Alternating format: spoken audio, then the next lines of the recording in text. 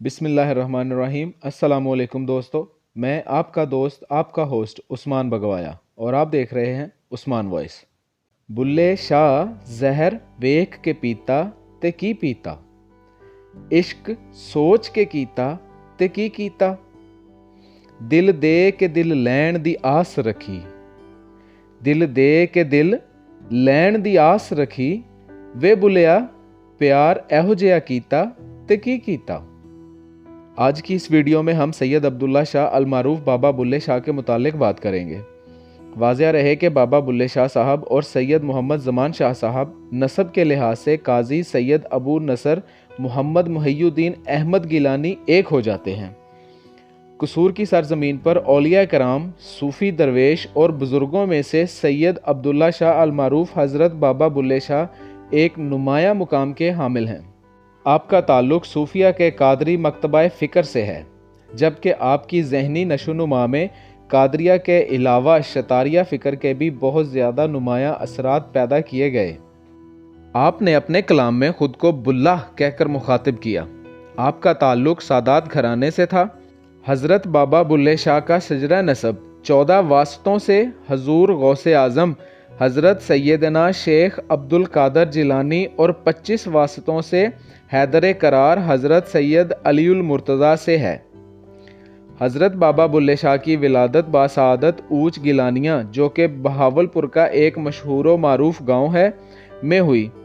आपकी विलादत की तारीख 1016 हिजरी है। आपका शुमार शाह इनायतुल्लाह कादरी के अजीम खुलफा में होता है। आप शहर कसूर के रिहायशी थे। आपके पीरो मुर्शद की निस्बत चंद वास्तों से हज़रत शाह मोहम्मद गौस गवालियार तक पहुँचती है।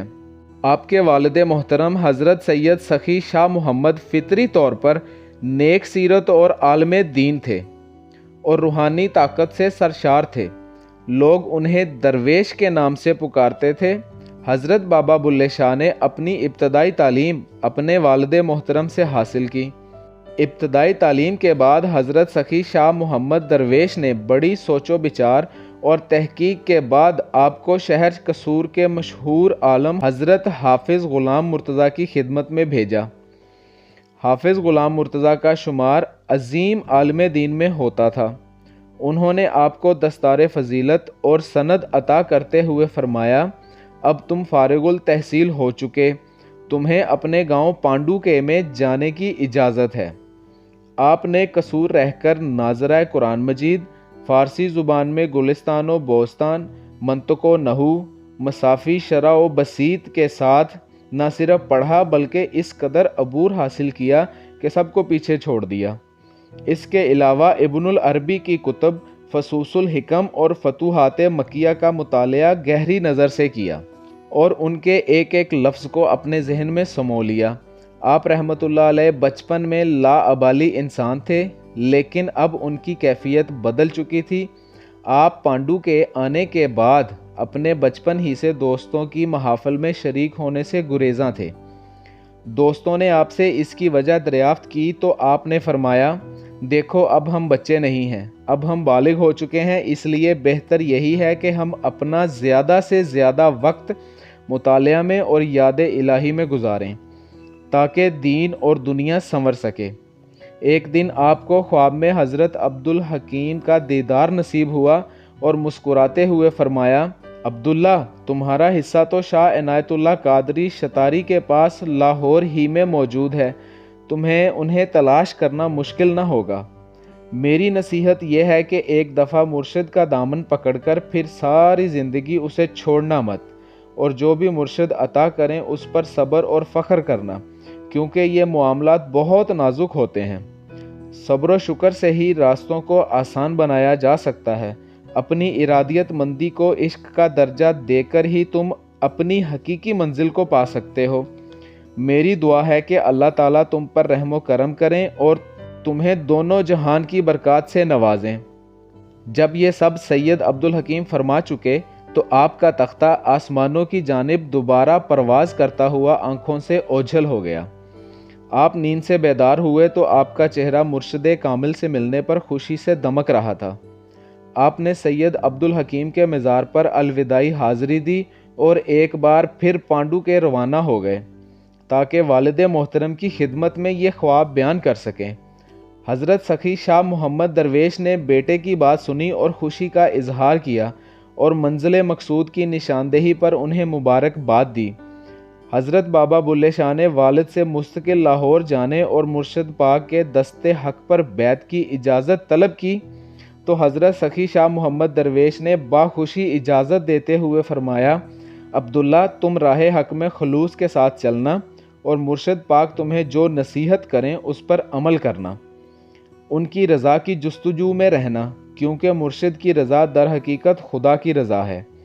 حضرت بابا بلے شاہ کو اللہ پاک نے اتنی گہری بصیرت عطا کی تھی کہ ایک دن دوپہر کے وقت ہاتھ میں لالٹین تھامے بازار سے گزر رہے تھے کہ آپ کو ایک ہم شناس مل گیا۔ اس نے آپ سے پوچھا کہ حضرت آپ اس وقت اتنی گرمی میں ہاتھ میں لالٹین اٹھائے کدھر تشریف لے جا رہے ہیں؟ آپ نے جواباً فرمایا کہ میں انسان ڈھونڈ رہا ہوں۔ تو وہ شخص طنزیہ اور سوالیہ لہجے میں بولا، یہاں اس بازار میں تو سب انسان ہی ہیں، معلوم نہیں پھر آپ کس انسان کو ڈھونڈ رہے ہیں؟ اور یہ کہتا ہوا چل دیا۔ تھوڑا آگے چلنے کے بعد وہ شخص لاشعوری طور پر اچانک پیچھے مڑ کر دیکھتا ہے کہ جن لوگوں کو وہ شخص پیچھے دیکھ کر آیا تھا ان کی شکلیں تبدیل ہو چکی ہیں۔ اس نے سر جھٹکتے ہوئے غور سے دیکھا تو سب حیوان کی شکل میں بدل چکے تھے۔ وہ شخص بھاگتا ہوا آپ کے پاس آیا اور بولا، سرکار یہ کیا ماجرا ہے؟ آپ نے فرمایا، یہ ان لوگوں کے دلوں کی شکلیں ہیں جو اب ان کے چہروں سے عیاں ہیں۔ اللہ پاک ہمیں باطن کو سمجھنے اور پاک رکھنے کی توفیق عطا فرمائے۔ آپ کی زندگی تصوف کی جھلک پیش کرتی ہے۔ بابا بلے شاہ جب پہلی مرتبہ اپنے مرشد بابا عنایت اللہ کے پاس گئے تو کھڑکی کے پاس کھڑے ہو کر جھانکنے لگے تو اندر سے بابا جی نے آواز دی، کون ہو؟